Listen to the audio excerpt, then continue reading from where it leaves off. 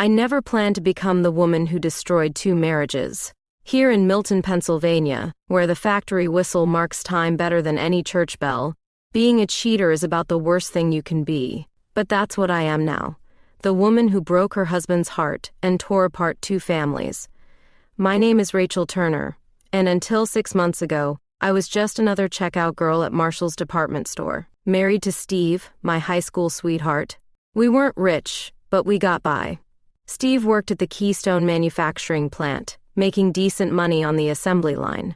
We had a small rental house on Cedar Street, complete with a postage stamp yard and a crooked mailbox that Steve always meant to fix but never did. Things weren't perfect between us, but whose marriage is? Steve worked second shift, 3 p.m. to 11 p.m., while I worked days at the store. We barely saw each other during the week, just passing like ships in the night, him coming home exhausted while I was already in bed, me leaving for work before he woke up. But we had our routines. I'd leave his dinner in the microwave with a little note, and he'd always text me when he got his break at work. Then the factory started mandatory overtime. 6 days a week turned into 7, and those 8-hour shifts stretched to 12. The extra money was nice. We were finally able to start a small savings account, but the cost to our marriage was higher than either of us realized at the time. That's when Danny Mitchell started coming into Marshall's during my shifts. He worked first shift at the factory with different days off than Steve, and he'd stop by to pick up things for his wife Lisa. At first, it was just normal customer service chat, the weather, how busy the store was, that sort of thing. But then he started timing his visits for when I took my breaks. "Mind if I join you?" he asked one day, finding me eating my sandwich alone in the break room. Gets lonely eating by myself. I should have said no. Should have made an excuse about having errands to run. But the truth was, I was lonely too. So I said yes, and that's where it all began. Danny was easy to talk to. He knew Steve from work, so he understood the toll the overtime was taking. His wife Lisa worked double shifts at the Pine Tree Diner, so he was often alone too. We started looking forward to those shared breaks, talking about everything and nothing. He told me about growing up in foster homes, about finally finding stability when he got the factory job. I shared my dreams of maybe going back to school someday, though I knew we couldn't afford it. He actually listened, not just nodding like Steve did when I brought it up. The first time Danny touched me, it was innocent enough, just his hand brushing mine as he passed me his phone to show me pictures of his new motorcycle. But the electricity I felt in that moment scared me. I hadn't felt anything like that in years, maybe not since Steve and I were teenagers. I started taking more care with my appearance before work, something I hadn't done in ages. A touch of mascara, a spritz of the perfume that had been gathering dust on my dresser. I told myself it was just professional pride, but deep down, I knew better. Our conversations grew more personal. Danny confided that he and Lisa were struggling. They'd been trying for a baby for 3 years with no luck, and the stress was pulling them apart. I found myself telling him about the growing distance between Steve and me, how we barely talked anymore except about bills and groceries. "Sometimes I wake up in the middle of the night," I told him one day, "and I realize I can't remember the last time Steve and I really looked at each other, really saw each other." Danny nodded, his eyes meeting mine with an intensity that made my heart race. "Lisa and I are like roommates now, just passing each other between shifts, leaving notes about what needs fixing or buying." The first kiss happened in the parking lot after my shift. I'd stayed late to help with inventory, and Danny was waiting by my car, saying he wanted to make sure I got out safely since it was dark. One moment we were talking about the unseasonably warm weather, and the next his lips were on mine. I should have pushed him away, should have slapped him, screamed, "Run." Instead, I kissed him back with all the pent-up loneliness and frustration of the past few years. "We can't," I whispered when we finally broke apart, but my body was screaming that we could. "We should." "I know," he said, stepping back. "I'm sorry, I shouldn't have." But we both knew this wasn't over. That kiss had opened a door neither of us could close. The affair started slowly. Secret meetings in the Walmart parking lot 2 towns over, quick kisses in the storage room at Marshall's. Always with the promise that this would be the last time, that we'd end it before anyone got hurt. Danny rented a room at the Pine Grove Motel the first time we slept together. It was a cheap place on the outskirts of town where truckers usually stayed. The bedspread was faded, and the air conditioner rattled, but in that moment, it felt like the most romantic place in the world. Afterward, the guilt hit me like a physical pain. I cried in the shower, watching my wedding ring catch the light as I scrubbed my skin raw. But when Danny texted the next day, I agreed to meet him again. We got careless, started taking risks. Once we made out in his car behind the Marshall's loading dock, not realizing one of my coworkers was taking out the trash. She didn't say anything directly to me, but the way she looked at me changed. The whispers started soon after. Life became a series of lies. I told Steve I was picking up extra shifts when I was with Danny. I deleted texts constantly, jumped every time my phone buzzed. The guilt was eating me alive, but the thrill of being with Danny, of feeling desired and alive again, was like a drug I couldn't quit. One night, Steve came home early from work. The assembly line had broken down. I wasn't there.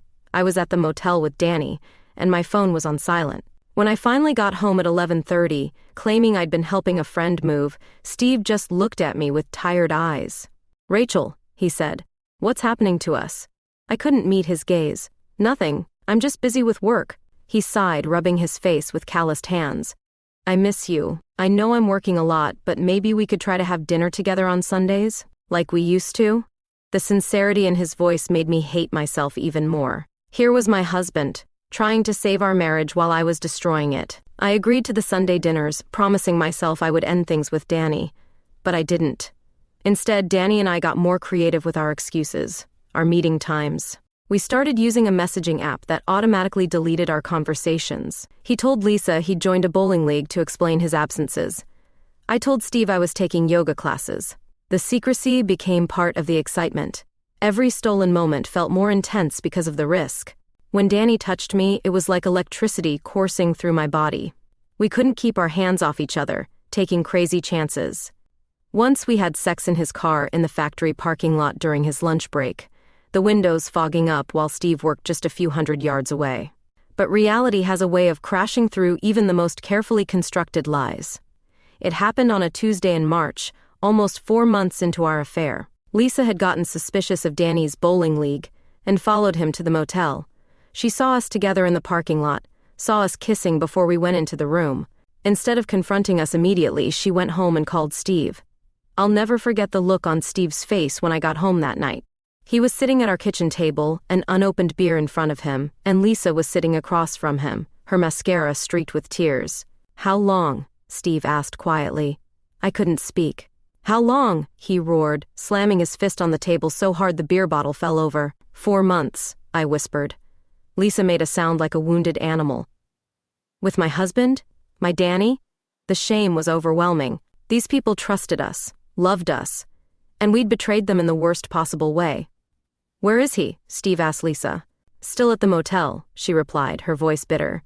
Probably wondering why I'm not answering his texts about being stuck at work. Steve stood up, his chair scraping against the linoleum floor. "I'm going over there." "Steve, please." I reached for his arm, but he jerked away like my touch burned him. "Don't," he said, his voice breaking. "Don't you dare try to stop me." Lisa and I sat in horrible silence as Steve's truck roared to life in the driveway. I wanted to run after him, to stop what was about to happen, but what right did I have? This was the consequence of my actions, the inevitable crash after months of reckless behavior. "We were trying for a baby," Lisa said suddenly, her words cutting through the quiet. "All those fertility treatments, the disappointments, and he was with you the whole time. Lisa, I'm so sorry." "Save it," she cut me off. "You know what the worst part is? I actually liked you, Rachel. When Danny mentioned running into you at the store, I thought maybe we could all be friends. Double dates and backyard barbecues. God, I'm such an idiot." 20 minutes later, Steve called Lisa. Danny was in the emergency room with a broken nose and 2 cracked ribs. Steve was at the police station, but Danny wasn't pressing charges. Lisa left without another word to me. The next few weeks were a blur of pain and consequences. Steve moved out that night, staying with his brother. Danny and Lisa separated immediately. She filed for divorce the next day. The gossip spread through town like wildfire. My manager at Marshall's called to tell me they were going in a different direction. Apparently, they couldn't have someone so morally compromised working with customers. The worst part was facing my parents. Mom cried, asking where she'd gone wrong in raising me. Dad couldn't even look at me. My sister Jane, who'd always looked up to me, stopped returning my calls. Danny tried to contact me a few times, saying maybe now that everything was out in the open, we could be together properly. But the spell was broken. Without the secrecy, without the thrill of sneaking around, I could finally see our relationship for what it was. a selfish escape that had destroyed 4 lives. I got a job at a gas station on the highway, the only place that would hire me. The pay was worse than Marshall's, and the late-night shifts were lonely, but maybe I deserved that. Every time I swiped my card for gas at the pump where I used to meet Danny, I remembered how exciting it had all seemed then, and how hollow it felt now. Steve filed for divorce. His lawyer was brutal, making sure everyone knew about my infidelity. I didn't fight it, how could I? I gave him everything he wanted in the settlement. Our rental house, most of our savings, even the car we'd bought together. I moved into a tiny studio apartment above the laundromat. The hardest part wasn't losing my marriage or my job or even my reputation. It was losing my place in the community. In a small town like Milton, infidelity isn't just a personal failure. It's a social death sentence. People I'd known my whole life suddenly couldn't meet my eyes at the grocery store. My regular table at the diner where I'd eaten breakfast every Sunday for years was suddenly reserved when I walked in. I started driving to the next town over just to do my shopping, tired of the whispers and stares. But even there, I'd occasionally run into someone who knew the story. The scarlet letter of adultery follows you everywhere in small-town Pennsylvania. One day, about 2 months after everything fell apart, I ran into Danny at the gas station where I worked. He looked terrible, hadn't shaved, dark circles under his eyes. Lisa had taken him for everything in the divorce, and he'd had to move in with his elderly aunt in Scranton. "I miss you," he said, leaning against the counter. "Don't," I replied, counting out his change. "We destroyed everything for what? A few months of excitement?" "It was more than that," he insisted. "We had something real." But standing there in my grimy uniform, looking at his unshaven face and desperate eyes, I couldn't remember what had seemed so special about our connection. All I could think about was Steve's face when he found out, Lisa's tears at my kitchen table. "No," I said finally. "We had something selfish. There's a difference."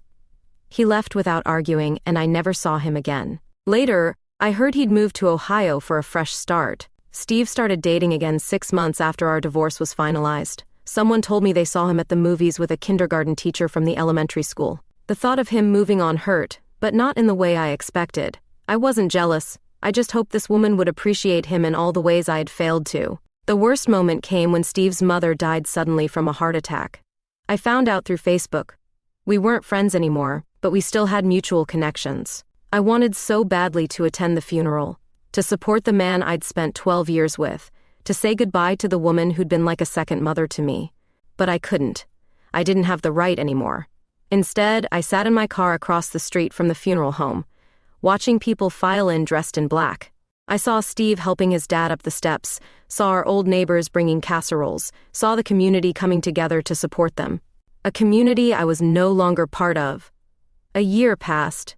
I moved to a slightly bigger apartment, still in the same building but with an actual bedroom this time. The whispers didn't stop entirely, but they grew quieter. I became a ghost in my own hometown, present but not really seen, acknowledged but not engaged with. I started taking online classes through the community college, studying accounting. It wasn't my dream, but it was practical, something I could do from anywhere. Maybe someday I'd move away, start fresh somewhere people didn't know my story. One rainy Tuesday evening, Lisa came into the gas station. My heart stopped when I saw her, but she walked straight to the counter, her face set in determination. "I need to say something to you," she said, her voice steady. "I've been in therapy for the past year, working through everything. My therapist says I need to let go of the anger to move forward." I nodded, unable to speak. "What you and Danny did," she paused, gathering herself. "It nearly destroyed me. But holding on to that hate was destroying me too. So I'm letting it go. Not forgiving. I'll never forgive either of you. But I'm letting go." "Thank you," I whispered, tears streaming down my face. "I know it doesn't mean anything now, but I'm so sorry, Lisa. Every day I'm sorry." She nodded once and left. I had to take my break early, sobbing in the employee bathroom until my chest hurt. That conversation with Lisa marked a turning point. Not in terms of redemption. I don't believe there is redemption for what I did, but in terms of acceptance. Accepting that I couldn't change the past, couldn't undo the hurt I'd caused. But I could choose how to live moving forward. I threw myself into my studies, started volunteering at the animal shelter on my days off. Animals don't judge you for past mistakes. Slowly, very slowly, I began to build a different kind of life. Then came the day I saw Steve at Walmart. He was with his new wife now, according to the ring on her finger. They were in the baby section, looking at cribs. She was obviously pregnant. Our eyes met across the aisle. For a moment, I saw a flash of the old pain in his face, but it was dulled now, distant. He gave me a small nod, not friendly, but not hostile either. Just acknowledgement. His wife noticed me then, and they quickly moved to another aisle. That night, I sat in my apartment looking at old photos I'd kept in a shoebox under my bed. Steve and me at our wedding, young and full of hopes, family barbecues, holiday gatherings, weekend trips to the lake. A whole life documented in fading photographs. I finally understood that the affair wasn't just about Danny, or even about the excitement of sneaking around. It was about me running from myself, from the person I'd become in my marriage, from the responsibilities and mundane realities of adult life. Instead of working on my relationship with Steve, or being honest about my unhappiness, I'd chosen the easiest escape route and the most destructive. 3 years have passed since the affair. I finished my accounting degree and found a job at a small firm in Pittsburgh. It's a bigger city, where nobody knows my story. I'm dating again, cautiously. The man I'm seeing knows about my past, I told him early on, wanting to be honest from the start. He appreciated my honesty, said everyone has a past, it's what we learn from it that matters. Last month, I drove through Milton on my way to visit my sister Jane in Erie. She's finally speaking to me again, though our relationship isn't what it used to be. As I passed the Marshalls where it all began, I saw they'd renovated the building. The loading dock where Danny and I used to meet is gone now, replaced by a garden center. I stopped at the diner for coffee, my first time back in years. The same waitress was there, Mary, who used to know my order by heart. She hesitated when she saw me, then gave me a small smile and took my order like any other customer. It wasn't forgiveness exactly, but it was something. On my way out of town, I drove past my old house. Steve's truck wasn't in the driveway, but there were children's toys scattered across the lawn. A swing set stood where our vegetable garden used to be. The life I'd thrown away had been replaced by someone else's happiness. Sometimes I wonder what would have happened if I'd made different choices. If I'd talked to Steve about my unhappiness instead of turning to Danny. If I'd gone to marriage counseling instead of the Pine Grove Motel. If I'd been brave enough to face my problems instead of running from them. But you can't live in what ifs. The choices I made, the pain I caused, they're part of who I am now. Not proud moments, not things I can ever fully make right, but lessons learned at great cost. The affair taught me that excitement without substance is hollow, that passion without commitment is destructive, and that the easiest path is rarely the right one. Most importantly, it taught me that we're all capable of causing incredible pain to the people we love, and that the road back from such betrayal, if there is one, is long and lonely. I'm not the same person who kissed Danny in that parking lot 3 years ago. That person was running from herself. This person is trying to face herself, flaws and all. It's not a dramatic story of redemption. Those only exist in movies. It's just the quiet work of rebuilding a life, one day at a time, accepting that some bridges will stay burned, and some wounds will never fully heal. But maybe that's okay. Maybe that's what growing up really means, not avoiding mistakes, but learning to live with the ones we've made, and trying our best to be better people moving forward.